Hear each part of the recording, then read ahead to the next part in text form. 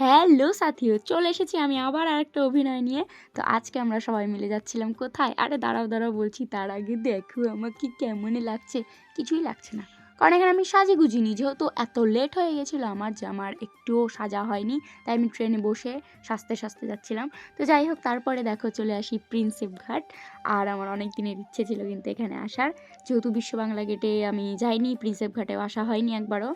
তো এখানে মানে ওই ২ জায়গায় গিয়ে আমি খুব খুব খুশি হয়ে গেছি। দেখো একটু মানে এত ফ্যাশন করছিলাম না, মানে কি বলবো, মনে হচ্ছে একদম মানে কি লেভেলের অভিনয়, মানে আমার মতো অভিনয় কেউ জানে না, এরকম মনে হচ্ছিলো।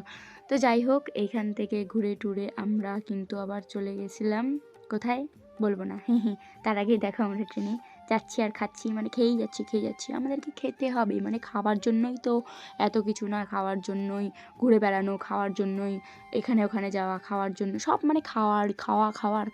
তো যাই হোক, খাওয়ার জন্যই আবার চলে গেছিলাম কোন একটা জাপানি না ইটালি না কি নেপালি টেপালি রেস্টুরেন্টে, যেখানে একদম আমার মতনই লোকজন ছিল, চোখ ছোট।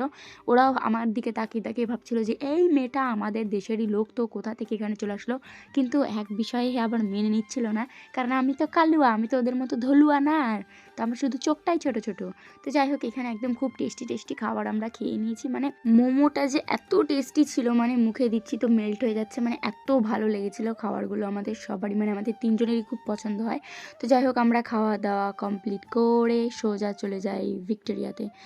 আর আমি যেহেতু এর আগেরবারও ভিক্টোরিয়া এসেছি, তাই আমার সেরকম কিছু মনে হচ্ছিল না। আর এই দেখো, যেখানে ফুল সেখানেই তো আমি থাকবো, তাই না? তো ফুল টুল আমি কুড়িয়ে টুড়িয়ে নিয়ে মাথায় টাথায় একদম দিয়ে ঘুরে বেড়াচ্ছিলাম। তো এই যে দেখতে পাচ্ছ রানীমা, মানে ওটা আমি আর কেউ না, ওটা ভিক্টোরিয়া না, ভিক্টোরিয়া তো আমি, আসল ভিক্টোরিয়া হচ্ছে আমি, ওটা না। তো যাই হোক, আমাদের এখানে একটু আড্ডা টাড্ডা দিতেই রাত হয়ে যায়, আর দেখো কত সুন্দর লাগছে। তো যাই হোক, আড্ডা টাড্ডা দিয়ে আমরা এখন বাড়ির দিকে রওনা দিয়ে দিই। তারপরে কিন্তু আমরা মেট্রো করে সোজা মামা বাড়ির দিকে চলে আসি। আর আমার মামার বাড়ির পাশেই একটা এত সুন্দর টেস্টি ফুচকার দোকান আছে না, মানে ওই ফুচকাটা খেলে যে আমার এত ভালো লাগে, আমি যতবারই আসি আমি বলি ফুচকা খাবো, না হলে চুরমুর খাবো, মানে আমাকে খেতেই হবে ওটা।